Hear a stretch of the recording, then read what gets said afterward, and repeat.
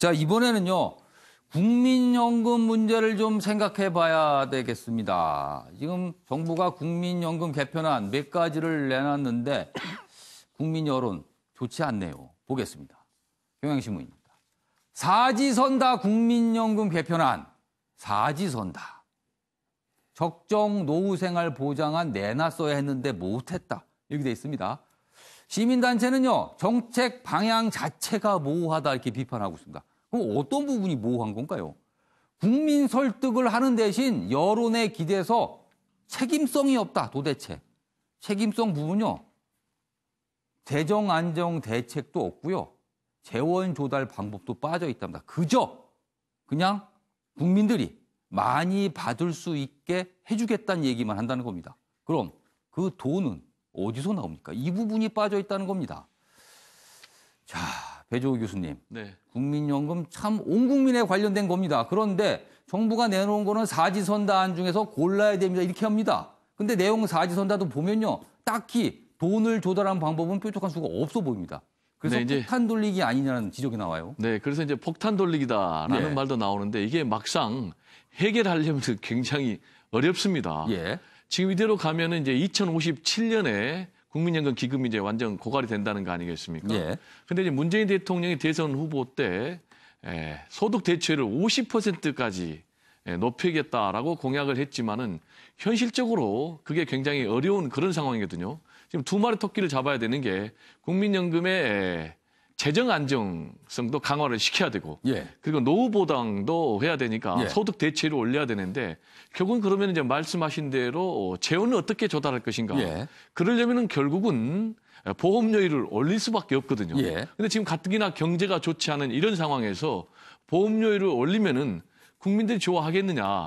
이런 부분 때문에 특히 이제 정부 여당에서 굉장히 소극적인데. 그런데 현실적으로는 올려야지만 유지되는 거 아닙니까? 그렇습니다. 그래서 이 문제는 현실적으로 국민들의 이해와 동의를 구하고 예.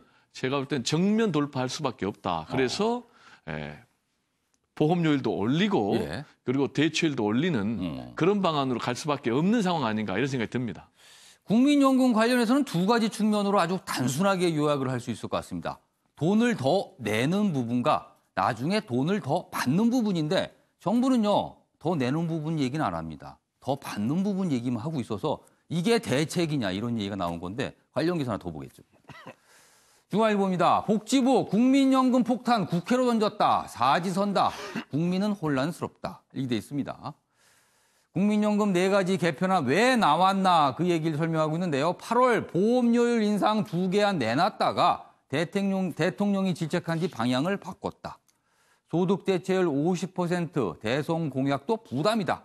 여당도 여론 의식해 인상안 돈을 더 내야 되는 부분에 대해서는 난색을 표하고 있다. 이렇게 지적을 하고 있군요. 최영선 의원님 어떻게 보십니까 이 사안?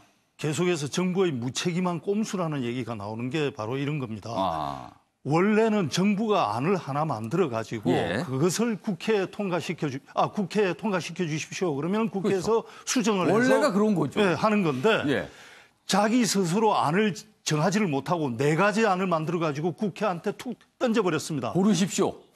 왜 그렇게 됐냐 하면은 국민연금이라는 거는 많이 받으려면 많이 내야 되는 겁니다. 그렇죠. 그리고 적게 내고 싶으면 적게 받아야 되는 겁니다. 그게 당연한 거 아닙니까? 좋은 물건은 비싸게 주고 사야 되는 겁니다. 그런데 대통령은 많이 받게 하라고 그러고 그러면 공무원이 많이 받게 하려고 안을 짜니까 많이 내야 되거든요. 그런데 많이 내는 걸 국민들에게 통보를 하려고 그러니까 지지율이 떨어지니까 이것을 하나의 안으로 정하지를 못하는 겁니다. 그러면은 정확하게 정부가 가는 방향을 정해야 되는 겁니다. 더 많이 받고 싶으면 더 많이 내야 됩니다. 하고 더 많이 내는 것을 설득을 해야 되는데 그 방안을 정하지를 못하니까 그거에 대해서 책임을 못 지니까 여러 가지 안을 덜 내는 방법도 있습니다. 그거는 적게 받는 겁니다. 해가지고 4가지 안을 만들어가지고 국회에 뚝 던진 겁니다. 그것은 책임을 지지 않으려는 거. 그리고 스스로 정부가 국민연금 개혁 방향을 잃어버린 겁니다. 양무so 이사님께서는 어떻게 보십니까? 이 부분. 네. 저는 좀 설득해야 되는 거 아닌가 싶기도 한데요. 특히 타이밍의 문제인데요. 선거가 없는 시기라는 타이밍이 내년입니다. 그러면 정말 반드시 필요하다고 하면 예. 이 시점에서 이 부분들을 예. 국민들에게 설득하고 이야기해요. 좀 오래간만에 최경선 의원 나오자고. 요번에 요 사안에서는 같은 의견이시군요. 같습니다. 국민을 좀 설득해야 되는데 왜 안 하냐. 네. 자, 이번엔요. 마지막 기사가 될 것 같군요. 국제 기사 하나 보도록 하겠습니다. 보시죠. 거론 인사들 손 내젓는 백악관 비서실장 멀베이니 대행 체제로 이렇게 됐습니다. 대행 체제로. 근데 이 새 비서실장이요. 과거에 트럼프는 결점 많은 끔찍한 인간이다 이렇게 비판을 했는데 시켰답니다. 사람을 못 구해서 그랬다는 얘기가 나와 있어서 참 여러 가지 모습을 보이고 있습니다. 자, 오늘은 추위가 누그러지겠지만 미세먼지 농도가 짙을 것으로 보입니다. 장갑 대신에 마스크를 꼭 챙겨야겠습니다. 낮 최고 기온은 3에서 11도로 예상됩니다. 아침에 매일 경제 여기서 마칩니다. 내일 아침 8시에 다시 뵙겠습니다.